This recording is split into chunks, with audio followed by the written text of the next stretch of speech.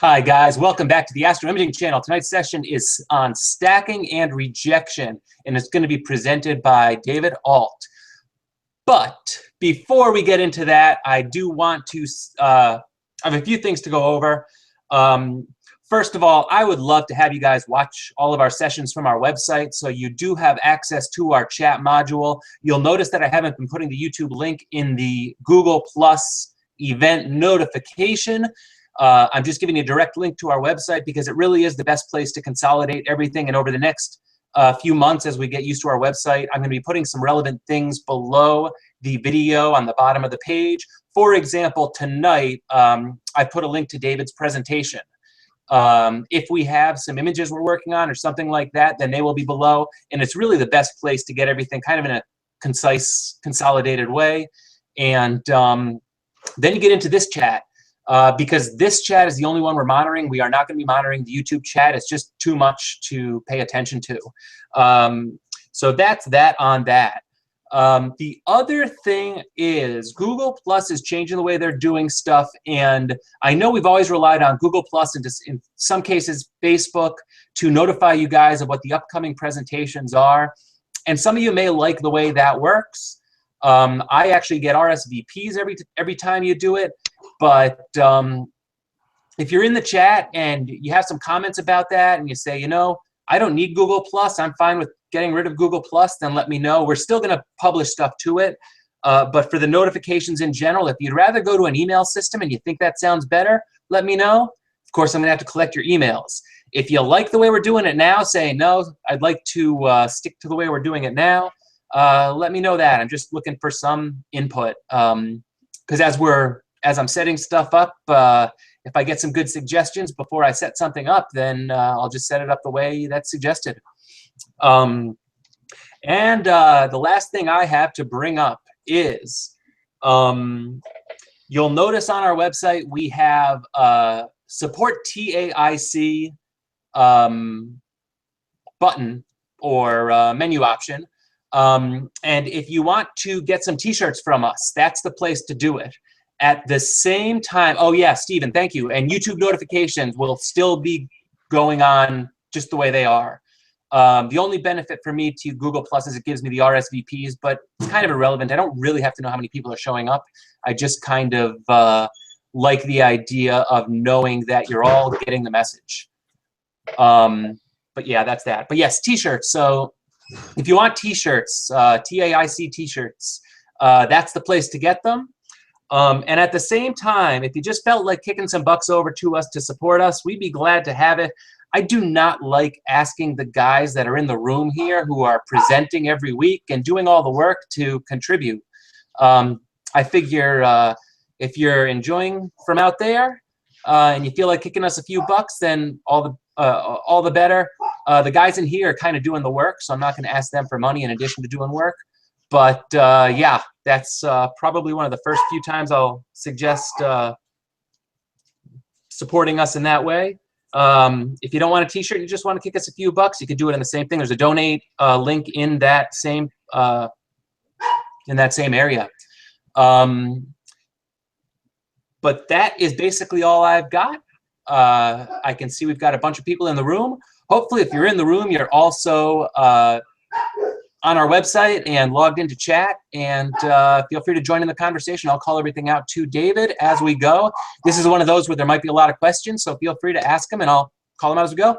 But that, yeah, like I said, that's all I got. I'm going to hand it right over to David now. Adam, did you want to do image of the week?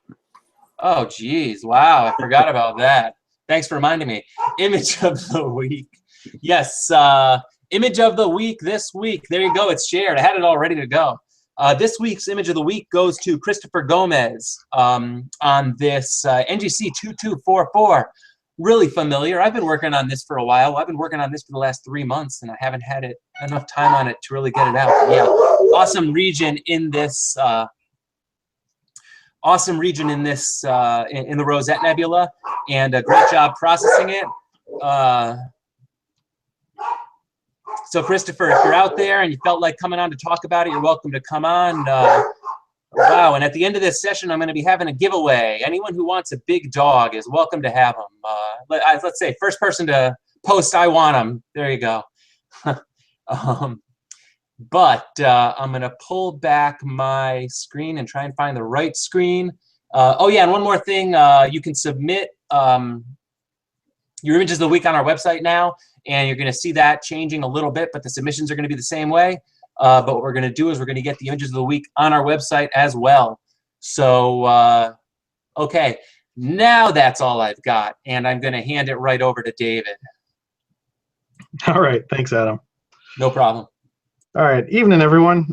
So this presentation kind of came about from a couple discussions I had with the guys on here and a few other people, and it mostly sprang from wanting to help people understand things like standard deviation, how they affect stacking and rejection and stuff like this, what these things are actually trying to do and what we're trying to get out of them. So it's I've tried to use pretty much no math in the main part of this. There's some backup slides in there if you want to look at some of the math that goes behind these. But for the most part, it's pretty much no math involved, just simple averages and things like that. So let's go ahead and get started. So, one of the things you can ask here is, well, why do we stack, right? So if we had cameras that had just an infinite dynamic range and you didn't have to worry about things like the sun being up or tracking or sporadic events, causing problems and things like that, you could capture your target with a single very long exposure. But our sensors have a limited dynamic range, so we have to use shorter exposures. Otherwise, if you just let it expose forever, it'll just all turn white. So stacking is about improving the signal to noise ratio of our target by increasing the light gathering time. And the goal there is to match effectively one single long exposure through the use of multiple shorter exposures. So that's why we stack. It's one of those things that it isn't necessary to stack, if you had this kind of setup, but that's not really the case with any of our current hardware, and we don't have things out in space that don't have to worry about the sun. So, a very simple example. This is just showing a field of view that has, 1 frame, 4 frames, 16 frames, 64 frames. And you can see a couple things going on. The first, as you combine frames, you're adding more total imaging time. Your signal to noise ratio improves. The image looks cleaner. So these have all been normalized, so the brightness levels are all the same. But you can see the background gets smoother and smoother, and fainter objects that are kind of hidden in the noise start to stand out. You can also notice some things like, there's a cosmic ray strike here. You can see this kind of angle come across as some particle passed through the sensor during the exposure time. You can see, just in the single frame, it looks very obvious. As we add 4 frames, it's still pretty obvious. As you add 16, okay, it's there, but it's getting pretty faint. And once you get to 64, it's almost invisible. There's a little hint of it down here, but for the most part, it's almost gone, right? So you can get improvements by stacking a lot of frames, but a lot of times you don't have 64 frames, or maybe not even 16, depending on if you're taking really long HA exposures and stuff like that. So we rely on things like stacking to try to help with those things. So you can see those areas highlighted here. When we talk about improving the signal to noise ratio, we've discussed this in other forms as well, but if you look at this example, you can see this first frame looks really, really bad. Each of these should be effectively a doubling of the signal to noise ratio. So from 1 frame to 4 frames, from 4 to 16, from 16 to 64, each of those should just be a 2x improvement in signal to noise ratio. But you can see that first frame looks really bad compared to the some of the other ones, right? And that's kind of obvious when you start looking at as I stack these. So these are all just stacked in the order that I captured them. So you can see starting off down here, our signal to noise ratio is really low, and then it takes a big jump as you get to 4, and then it kind of goes a little bit lower, a little under the ideal curve if we're just doing straight, straight signal to noise ratio square root function here. And then we go a little bit above. And this is, fairly typical of real data, right? It's not going to be a perfectly ideal scenario. You're going to have some frames that are bad, some that are good. Maybe it's just a little better, a little worse. Maybe the moon was up, or you're in an area of heavy light pollution towards the end of the evening. So you get these variations. So it's never one of those things that's perfect. So let's look at a pretty simple sequence. These are real data from a stack of 16 images I have. I pulled one particular pixel after registering and fitting all the data so that all the intensities were pretty close to being the same. So if we captured just one image, so to say the first image was a 300-second image or something like that, we just captured one, we get a value of 1927 ADU, right? That may be pretty close to what it actually is, the actual light flux is from the target. It may not. If we take several images and then average them, so we average all of those numbers there, we get this 18.225. So that value is more accurate. As you average more things in, you get more accurate and more precise as you go.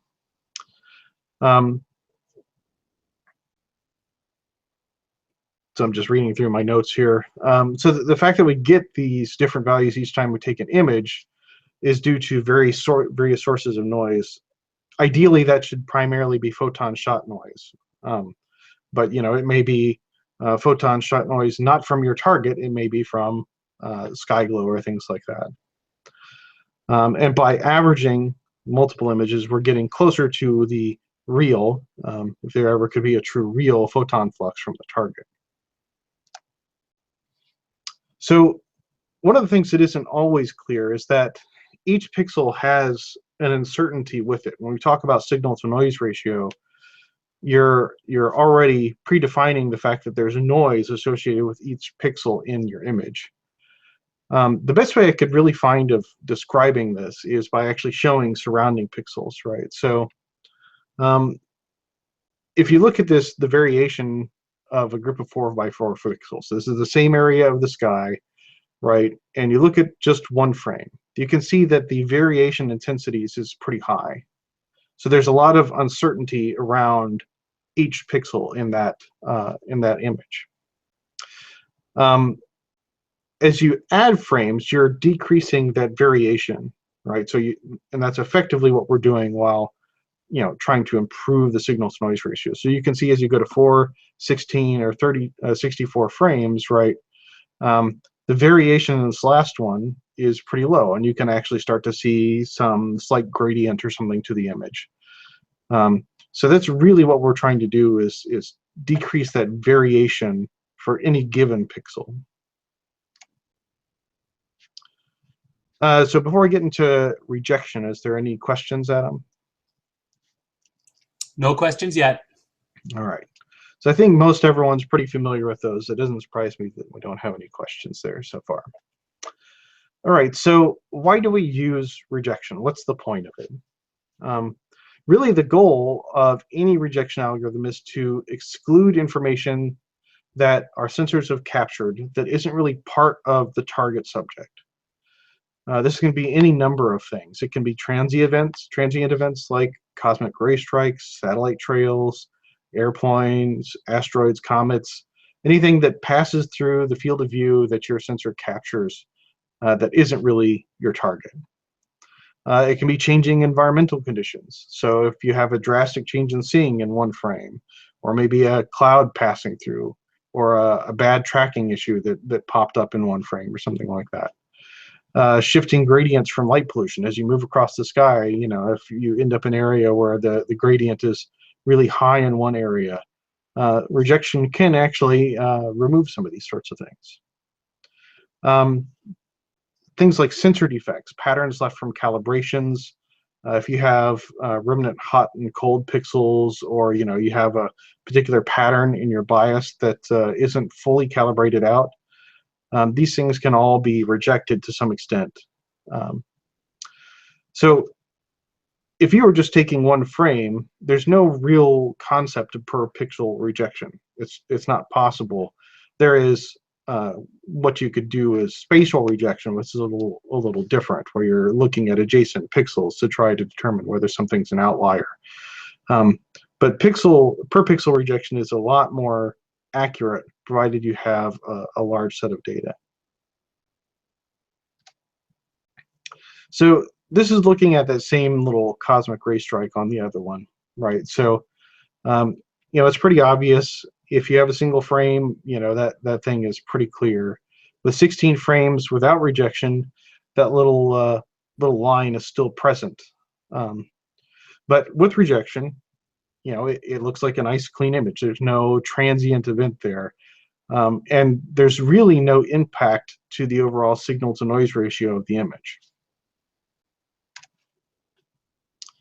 So let's look at that same sequence as before, except this time we're going to include an outlier.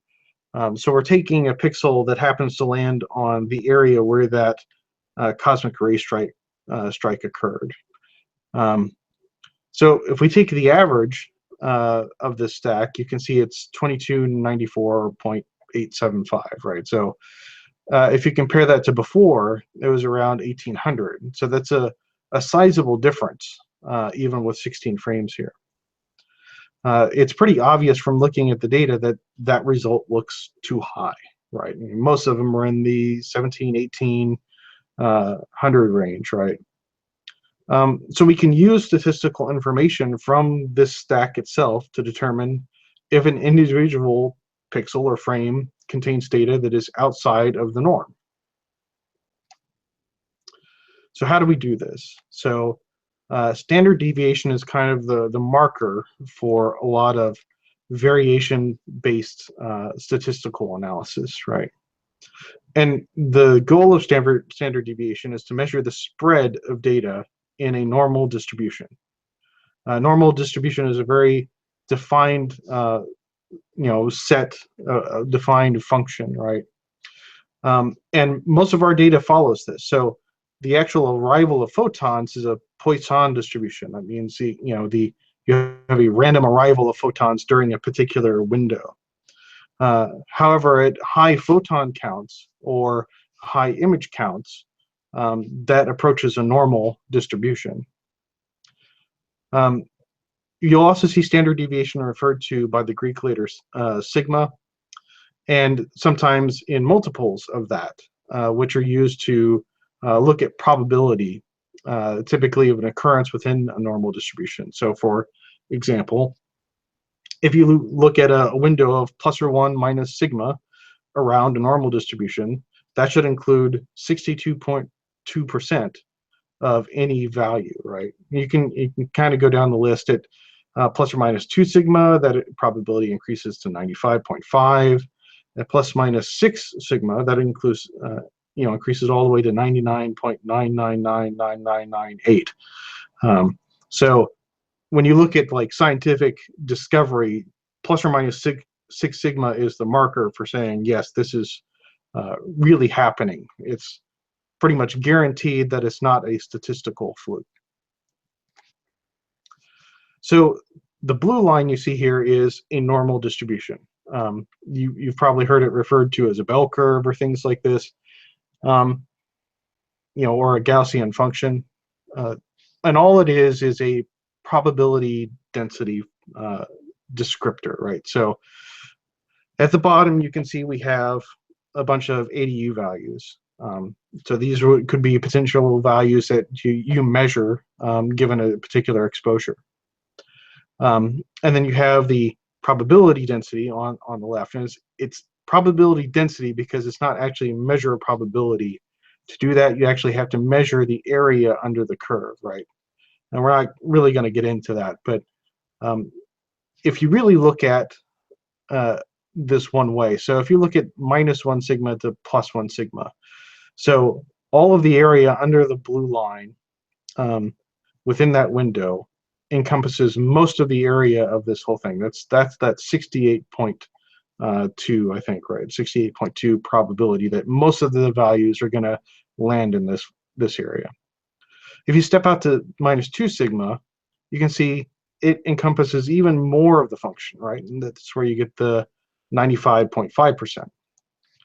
If you step all the way out to minus 6 sigma, plus or minus 6 sigma, it's way off the charts here, and you can see it pretty much includes almost all values. If something is outside of that, it's definitely not part of the normal distribution.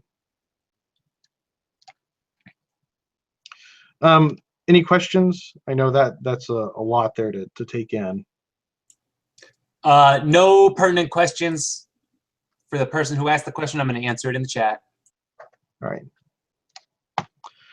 So let's take our original sample of values, and what we're going to do is put them into buckets, right? So we're effectively kind of constructing a normal distribution, right? So we're going to measure from -3 sigma to -1 sigma as one bucket, -1 to +1 as another bucket, and 1 to 3 as another bucket.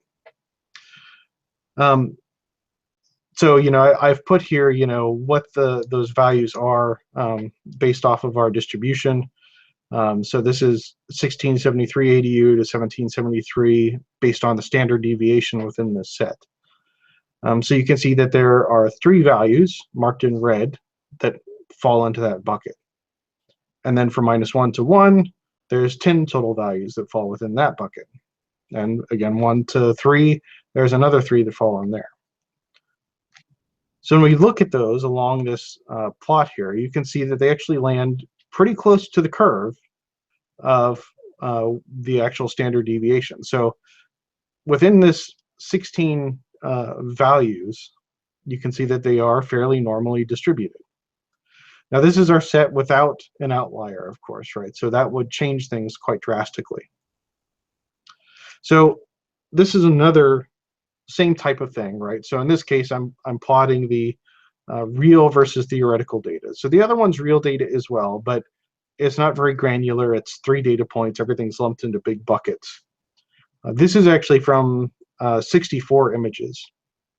And you can see it's not perfect. It kind of roughly follows the normal distribution. If I had more images, it would probably come even closer. But it's another indicator that nothing is exactly perfect, and so as you're doing your rejection, this is why we kind of have to tweak things and test them to see if they're giving us the results that we expect. So what does standard deviation mean for rejection? So let's take our data set again with a strong outlier. If we measure the average, the mean of this data set, we get this 2294 value. And the standard deviation is 1917. That's a really wide variation in the data set is what this is telling us. So if we determine what that 9485 value is in standard deviations, so it's just simply 9485 minus the mean, 2294, divided by the standard deviations. So that is 3.75 standard deviations from the mean. So if we drop any values that are beyond plus or minus 3, for example, meaning there's a 99.73% chance that it is truly not part of the normal distribution of values, then the value of 9485 will be excluded from the stack. So the resulting mean of those is 1815, right? And that standard deviation you can see collapses down to about 43. A significant improvement showing us that there's much, much less variation in the data set after we remove the outlier. So this is, again, a case of you're getting a result that is much more precise.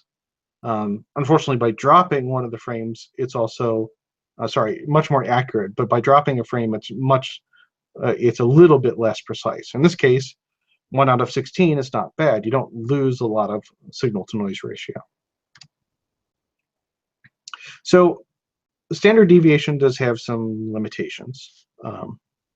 So let's take another pixel stack that's almost exactly identical to the previous, except now we have another outlier at the bottom of the list. This one has, a cosmic ray strike and a hot pixel that wasn't fully calibrated out. So it's also got a fairly high value.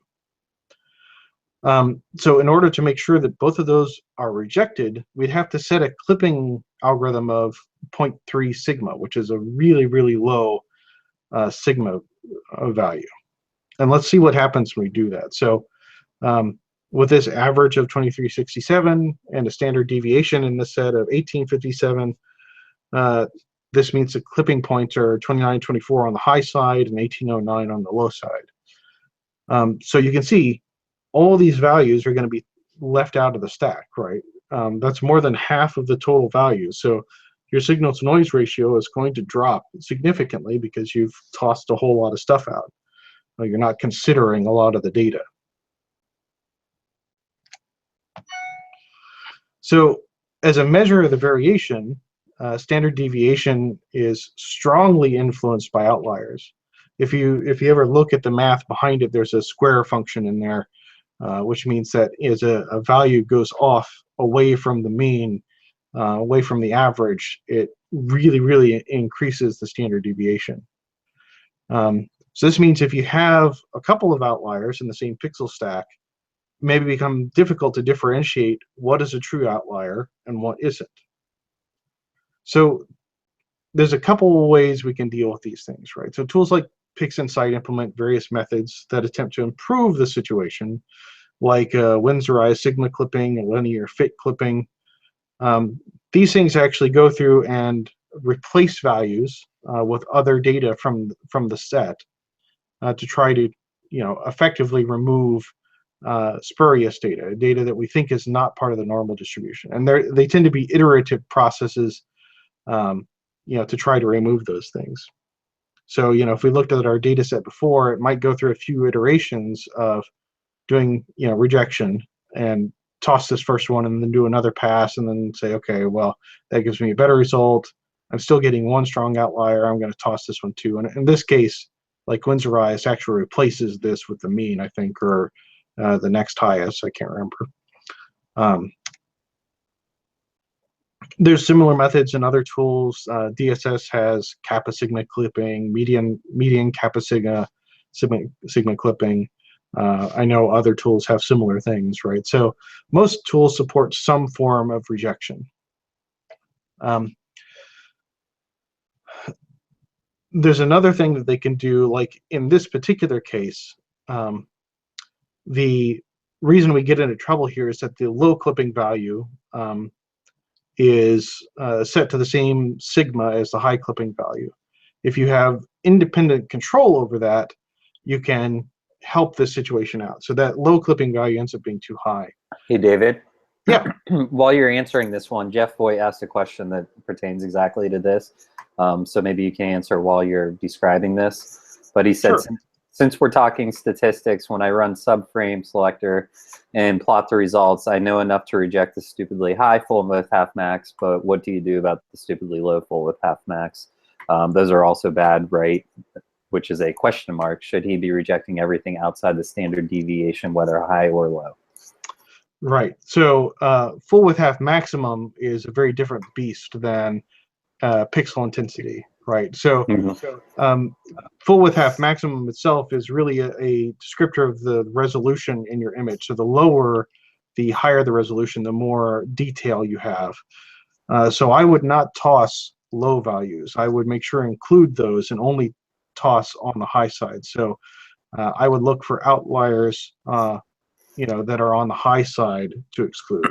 And the only other point I would add to that is if you have a really low one that is like maybe like 1 arc second a pixel when the rest of yours are like 3 arc seconds or something like that, is that there might be something else wrong with that frame. Like maybe it was cloudy, or you had a dark frame and only a couple stars are poking through or something like that. If it's that far off. Yeah, you have to be careful about your data. Typically what I do is I prune data actually before and after using subframe selector with blink, right? So that way you kind of toss out stuff that is clearly bad up front, so you can get a better value. And you have to be careful about things like making sure you're not looking at hot pixels and that sort of stuff when using subframe selector. Thanks. One more question just popped up. 2 good questions in a row. from Anis, this also means we should not stack data from different filters, say L with RGB filters, to create a master loom. Say L with RGB filters, question mark. To create a master loom, I used to stack all LRGB, but that would mess up this calculation, correct? It does mess up the calculation, certainly. So it makes rejection more difficult. Now, how difficult really depends on the variation in the data between the filters. You know, a lot of times, depending on the data you have, that may still be acceptable, right? So if you have a lot of RGB data, you don't have a lot of L, then doing a synthetic luminance with LRGB all combined may be worth the penalty of not being able to reject it quite as well. That's one of those things you just have to take based on the data at hand, right? So there are scenarios where it could still be useful. You know, I've been monitoring over on YouTube, and Jeff Lucas has asked the question, what stacking application is being used to enter the values of rejection? How do you tell it how much you want rejected? So it's a very good question, right? So I'll have a couple points on that, I think, on one of the last slides. Okay, before Jeff, there's not a whole lot of conversation over there, and anybody else that might be on YouTube. I am monitoring it just to keep track of it, but we are trying to migrate people over to the website. Tolga has left the link for getting to the website. There's another chat function over there that's a little bit more powerful and stays around so that we can use it more, and I think it's going to be more useful. We're trying to migrate people over there. And I know that if you're having trouble getting there for some reason or something, come on back to the YouTube chat and post it, and I'll see if I can help out with that. Okay, sorry for the interruption, Dave. No, it's okay. And I think I'll be able to answer Jeff's question in a little bit here.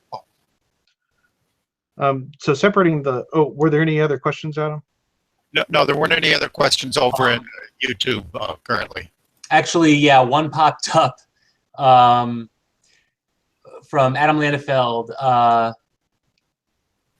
I guess they're popping all over the place. I guess at the least, if you tried stacking across filters using rejection, you need to normalize the levels across them, like a linear fit. And that's the question, but I don't know if anything like that exists in PixInsight. Well, so you could certainly do that. In fact, to collect the data that I have for this presentation, I did a linear fit on the data prior to looking at any of the values. However, it isn't necessary. So at least in PixInsight, it's not necessary. The data in PixInsight, if you look at the integration portion, has a section for doing normalization. So the very first things, like you see the iterative K-sigma, all that scale stuff in there. All that stuff is actually trying to effectively normalize the data up front. So if you do additive with scaling and pick one of those, it's trying to determine the scale and variation between the images before doing any other processing. So it's kind of doing that up front for you. So you don't technically have to do a linear fit before doing any of this. Gotcha. Thank you. All right. So ultimately the goal, as I said before, is really to only catch the outliers and leave them out of the integrated result. You don't want to touch anything else. You want to maximize the signal to noise ratio by including everything that is truly a real value. If your sigma values are too low, or the rejection algorithm doesn't deal with outliers well, then you may end up tossing real data, and the resulting signal to noise ratio of your stack will degrade. So Jeff's question about how do you pick your sigma values, for example. PixInsight provides these maps showing where data was rejected. And you can kind of see if these line up to things. Satellite trails, cosmic ray strikes, hot pixels that are persistent. These things should be obvious in the rejection maps. And really, it's just an iterative guessing process, right? So you may not know to start off with what sigma values you should pick. So typically what I do is I start with a stack of data. I use some default settings to start with, and I run it, and I see what I get. I review all the rejection maps and see what I see in there. If I'm seeing the whole thing lit up, I know my sigma values are too low, right? I'm rejecting too much. If they're just kind of mostly black and I don't really see anything, then my sigma values are too high. And so you start kind of, weaving in and out, adjusting those sigma parameters until you get a rejection map that looks just like the cosmic ray strike, satellite trails, things like that. Outside of PixInsight, what you can do is look for hot and cold pixel, cosmic ray strikes, etc., and keep tweaking the settings until they just go away. So, for example, in DSS, right? So you may change the sigma values in your kappa sigma rejection. And what I would do is start with a really high value, stack it, look at the results. If you see errant data in there, satellite trails or whatever, go back to the stacking side, drop the value a little bit, restack it, and look again. Right? It's a little less clear that way, but it's effectively doing the same thing. The maps in PixInsight make it a lot easier.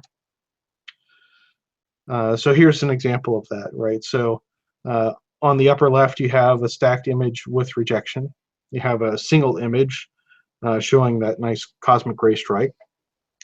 And then you have two rejection maps from the fully stacked image. You can see there's a scattering of pixels. And when I actually look at the data, it may look like a lot because I've really, really stretched it here so you can see some of the other things. But really it's 1 or 2 pixels here and there. That means I'm catching a few, but percentage-wise it's extremely low. In the high rejection map, you can clearly see that cosmic ray strike matches exactly with where it is here.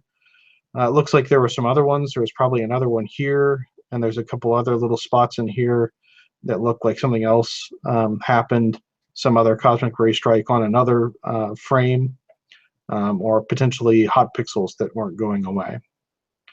And on the low rejection, you can kind of see some little halo shapes, little circles around some of the brighter stars and stuff. And this is most likely because I had a frame that had a fairly high full width half maximum relative to the rest of the values in the stack. And so there's kind of an outlier, as you look at those values will not be as, they will be, let's see if I'm thinking about this right, brighter or darker. I guess they will be much brighter than the other parts in the norm, and so they get tossed out. So you'll see some artifacts like that. If you have variations in stars, you'll see these kind of halos around some of your stars sometimes. And there's nothing wrong with that. The stars are pretty bright, so tossing a little bit of data around the stars to get smaller full width half maximums is actually a pretty good thing. All right, so that's the bulk of the presentation. I do have a couple other slides here. If you're interested in the math and you want to see how standard deviation is calculated, it's pretty straightforward. It's you calculate the mean. This is just an average of all the values written with a sigma function here, and then to calculate the standard deviation. The real meat of it is this xi minus mu. This is the value minus the mean squared, and it's a squared function that really makes standard deviation very strongly influenced by outliers. A normal distribution and the probability for range over that normal distribution. So it's all it's mostly algebra. The last one is some calculus, but it's really just calculating the area under the curve. All right, that's it. Awesome, thank you, David.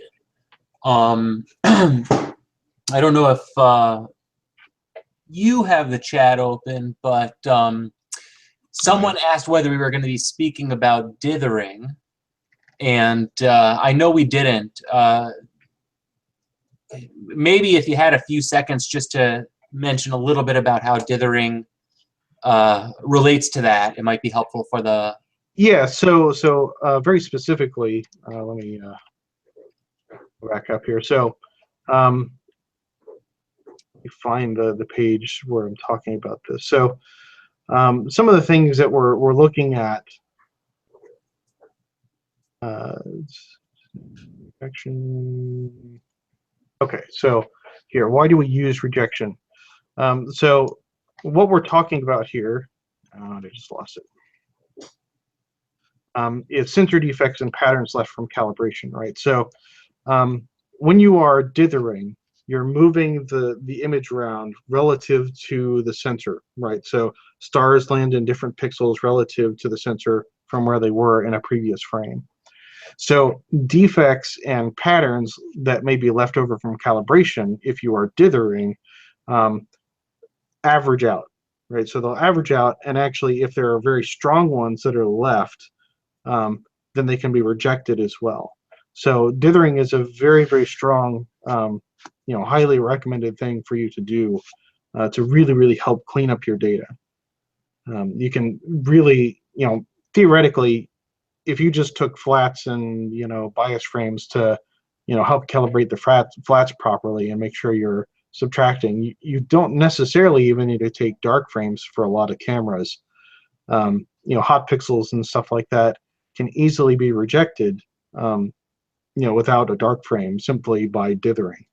So there's a lot of things you can remove by dithering your data.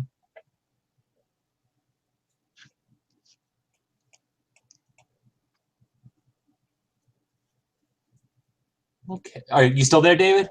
Yeah, I'm here. Okay, I'm sorry, I was just reading something, but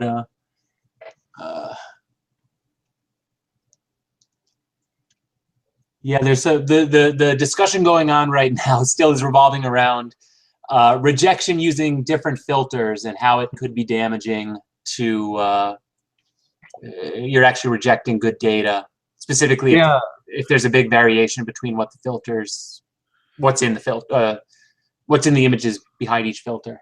Yeah, so if we look at this set of data here on this slide, right? So you see 18, 18, 17, 18, 17 for these values, right? And then you see 293, 2937, right? So that might be more representative of data. So for example, if you had a red frame and a green frame, and you have a strong hydrogen alpha emission, in your data, and you're looking at a particular spot where you had, one red frame in with a whole bunch of green frames, for example, then you'll get this kind of value here where this one's much higher than the rest, and you'll typically kind of see, based on what type of data is, what's in each filter, you may see stronger variations. You may have, so you have 8 red frames, you may get 8 values that are roughly the same, and another 8 that are another value, and that's definitely going to impact your standard deviation, right? So it's going to be more difficult to find true outliers. Now, the hope is that outliers are strong enough, like cosmic ray strikes, that that's not a problem. And if you've done calibration well and things like that, hot pixels may not have been a problem. So you would have to hope that your outliers are strong enough. But the chances are you will either end up rejecting a bit more because you've stacked multiple filters worth of data, or you'll have to end up living with some amount of spurious information in your data that has to be cleaned up manually later on. Is there a proper way to generate, basically, is there a better way to generate a super loom than doing what we're saying we shouldn't be doing here? Is there an appropriate setting that you use, or is creating a super loom just a compromise? It's always a compromise, and really the only real reason you would do a super loom is if you have no luminance data or very little luminance data. Mm-hmm. If most of your signal to noise ratio is in your RGB data, then yes, a super loom would be useful. You're effectively augmenting the RGB information with a little bit of luminance to try to boost it. There's not a lot of benefit. Oh, sorry, go ahead. So David, the discussion we were kind of particularly having revolved around if you only have RGB data and say that maybe you have something that's got nebulosity in it, maybe it's got some HA that's emitting in the red channel and then some reflection in the blue channel. It seems that if you just do a superlume, you're likely to kill the blue reflection with the green and red channel somewhat, and then kill the HA with the blue and green channel. So the question is maybe what is the best way to stack to get a superlume to make sure that you're including all of that. One of the suggestions I had is you can do the independent stacks, which will reject hot pixels and cold pixels and stuff like that, but then do a max of the RGB. That's probably not very good for your stars because you're not going to get any real star color in there.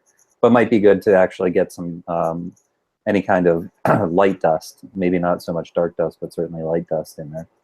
I think it depends on what your goals are, right? So if your goal is just to boost signal-to-noise ratio, then doing independent stacks, if you have enough frames to do independent stacks, would be useful, and then average the results is what I would say. It's sort of creating a luminance anyway. Luminance is technically a non-linear function based off of RGB information, but you're approximating what a luminance frame would be just by averaging them together. I don't know that I would use a max function. I think a max function is likely to change it more than you're expecting, based on what it is. So if you have strong reflection and a strong HA emission, for example, both of those are going to be boosted because they're both going to be higher than the rest. And that may look a little artificial compared to just doing an average of them. Mm-hmm. Like I said, I don't know that it's necessarily bad stacking them together. You just have to deal with either rejecting more stuff and not having to deal with the outliers afterwards, or you deal with the outliers afterwards. But if you have plenty of subs, then stacking them by filter is still the better way to go, right? If you had, like 3 reds, 3 greens, 3 blues, then you might get a little bit more out of it if you, stack all 9 of them together. Right. And rely on the fact that you're going to catch a few of the really strong outliers, but not much else, right? The best answer is just get some loom data and lots of it. Yeah. More data is always the best answer. And Greg, I'm going to ask David this question, but I will say David did a presentation on drizzling previously that's really good. And I think it was basically drizzling. I don't remember the title of it, but it was about drizzling. So David, can you speak a little bit about drizzling as a method to improve signal-to-noise ratio? So drizzling doesn't necessarily improve signal-to-noise ratio unless you're actually looking at doing photometry. So for our purposes, it almost universally reduces signal-to-noise ratio from an object perspective. What it does give you is the ability to tune your resolution relative to your signal-to-noise ratio. So, for example, you can use a smaller drop shrink or a larger scale to try to improve, get smaller full width half maximum results by increasing the sampling or by decreasing the drop shrink, right? So you can get a better, sharper result out of your data depending on what your data looks like in the first place. But that comes at the cost of losing some signal-to-noise ratio, specifically by lowering the drop shrink. There's more of a chance that pixels will be excluded from the area being sampled. It's a little hard to describe just talking, but a drizzle has kind of a window that it's looking at, and it doesn't necessarily include all areas of other pixels by decreasing that drop shrink value. So you will be losing signal-to-noise ratio by using smaller drop shrinks.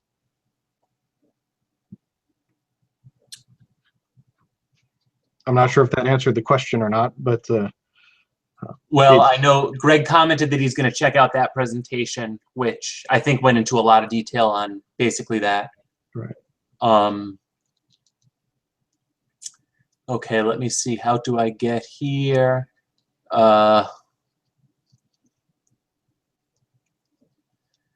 There's some discussion on dithering and how, I believe the question is basically how much dithering should you be using? So it's a good question, right? And it's really going to come down to your camera sensor. So really what you want to try to understand is the scale of patterns that are consistent within your camera. So if your camera has banding, for example, what you really want to know is how wide the bands are. And you want to be able to step the data around probably at least half the size of a band, maybe more. So what you're really trying to do is make sure that all that stuff is averaged out really well. And if you have consistent patterns, you want the step to be larger than those patterns so they get, really, really averaged out well.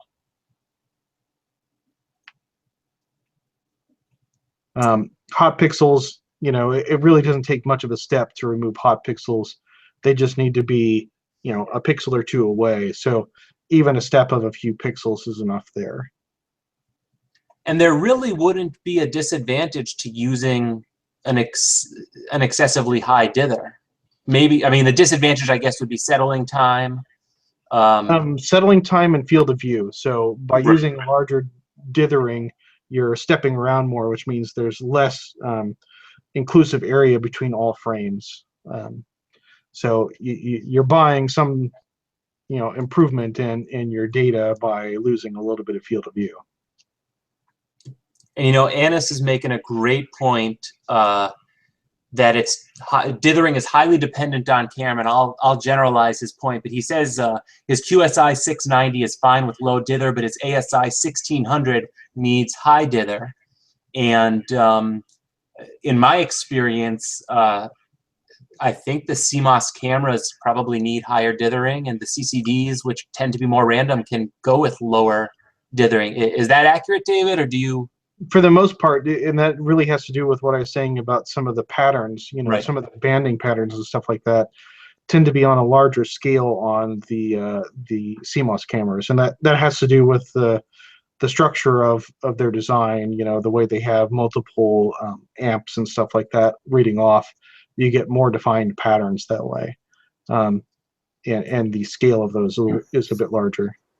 Even separate from patterns, some of it has to do with your image scale, but I noticed and continue to notice a pretty large difference between the Sony sensor noise and the 8300 or KF8 chip noise, where the Sony sensor's noise seems to be much finer and granular, not just because of the image scale, but anytime I stretch it at any image scale, it seems like that, compared to the Sony sensor, which always seems a lot finer. So that is at least the reason that I continue to use the Sony sensor over everything else, even though it's so small.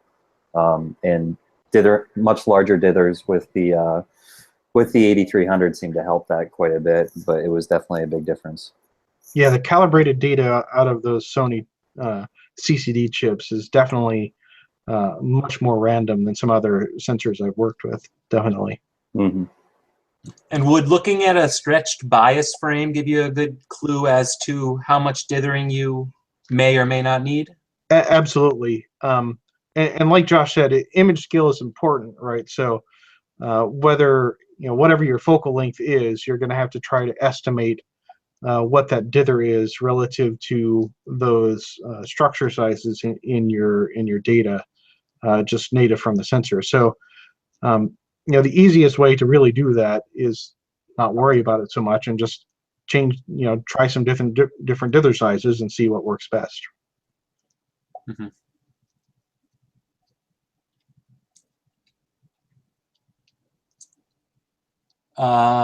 I think Annis is commenting, I don't know if this was in relation to what you were saying or what the comment above, but cosmetic correction, could you get away with just cosmetic correction? Yeah, so in one of the slides I mentioned, it was pretty early on,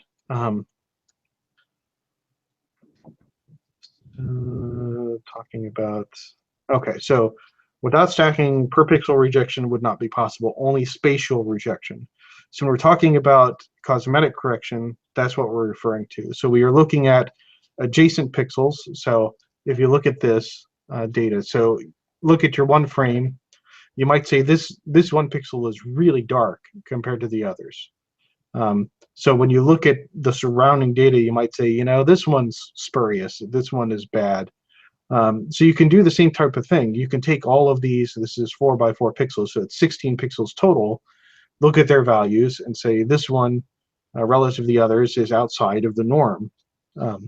So that's kind of a spatial thing, and that's what cosmetic correction tends to do. It has a window where it's looking at those things, depending on which mode you're running in, right? So you can tell it, just remove this column or just this pixel or things like that if you have very specific patterns.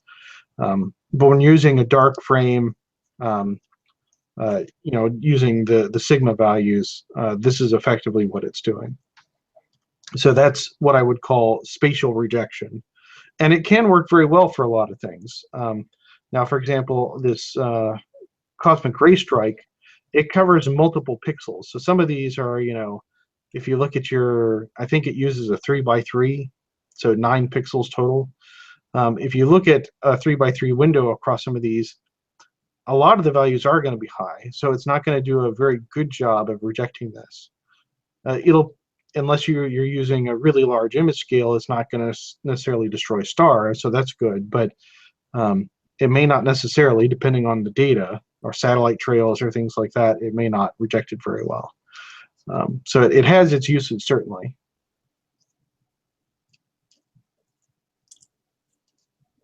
Awesome. And Mom Murat, I'm not sure, Mom, I'm sure you're out there listening. I'm not sure, I'm catching the beginning of your conversation. Stack each RGB, then weight by signal noise ratio and pix insight. No rejection, just weight each filter stack. Juan has some PI threads on this, and I think that's in regards to generating, maybe that's the way Juan suggested generating a super loom. I'm not quite sure. I think I know the post you're talking about, but if you give us some more details as to the question or where you're going with that, we could discuss it further. Yeah, I'm not sure what Juan's suggestion is there. It would be interesting to hear. I'm curious what he thinks about it. I think it's in regards to generating a super loom. He does have a detailed thread on that. Mm-hmm. I think it's an older thread, and I've read it a few times, but whenever I've generated a super loom, I've kind of walked through it because it's kind of, it's a bit technical. Do you remember what he's doing there, Adam? I thought what he was doing is using the separate stacks, the red stack, the green stack, and the blue stack, and then just weighting those 3 stacks together only on the signal noise ratio weight. Oh, so he has a custom fits value and puts them in a stack. That's what it sounds like, yes. Okay. From what he said there. I see. Yeah, I pulled up Juan's thread. It looks like it is about generating. I think it's about generating a super loom. It's the topic of it's LRGB versus RGB, and I would not even be able to read the thread because it's a lot of equations. But he is saying the unweighted average of the individual RGB components do not lead to an optimal result in signal to noise ratio terms, which I think is what we've been saying. Yeah. An optimal synthetic luminance must assign different weights to each color component based on scaled noise estimates. I see what he's saying. So yeah. So let's say, for example, that the data we're seeing here, this first one that says one frame, let's say that's blue, and the 4 frames, let's say that's an L data, right? And say your RGB all look roughly like this one frame, and your loom looks like this, right? So your loom has a much higher signal to noise ratio, so it should be weighted much higher relative to the RGB. And this kind of depends on how you take your RGB data. So if you take, say, a 1-minute luminance frame, and you're taking a 3-minute R, G, and B frame, then that difference may not be quite as strong. Mostly because each frame is getting approximately 1/3 of the light of the luminance. So it really just depends on how you're taking your data. And what I think he's talking about is you're using the noise evaluation, or you're specifically putting in a weighting keyword based off of, say, subframe selector or something like that, to weight the data using the image integration module. And I'm assuming he's probably not doing any rejection after that. But really what you're trying to do is make sure that you are weighting them appropriately, the way that the stacking algorithm would use that in the first place. So yeah, it can be done there. It can also be done, if you wanted to combine them with pixel math, you'd want to weight them specific ways too. That can be done there too. If you just measured a standard deviation of the background, if you did a linear fit between your frames, measured the standard deviation of the background on the same spot on your 4 images, you could use that effectively as a weight, inverse of that as your weight between your 4 frames, L, R, G, and B, to combine them that way. It's effectively doing the same type of thing.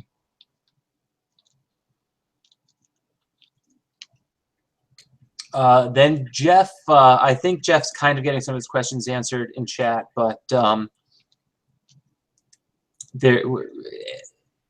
and I think there was some clarification below, but he's asking, so if I want to get loom data mapped RGB, I need to take S2 for R, O3 for blue, and then H alpha for green, then stack into 1, right? And it's a little bit confusing the way it's asked, because I think here we're kind of talking about RGB and creating a pseudo loom, super loom from that. So yeah, narrowband data tends to be a lot more variant than RGB data does. The differences are much stronger between the filters. So yeah, it's going to be a lot harder to create, say, a pseudoluminance from HAO2S3. Again, like we talked about before, if you choose to do them through an integrated stack, you're going to have to rely on the fact that you're going to lose some data, or you're going to have some leftover spurious information, because it's just going to be harder to find those outliers, because your standard deviation across those variations is going to be greater. There's lots of ways. Some of them we've talked about already, how you can get around some of those things. You could stack them individually and then combine them in some way. That's really there's lots of ways you can approach it. Yeah, and I think with narrowband, but there really isn't a reason to create a pseudo loom necessarily for narrowband, because you are going to be combining the narrowband for your particular palette, whether it be in pixel math or any sort of tool like that. But then from there, you can extract the luminance out of that combined image.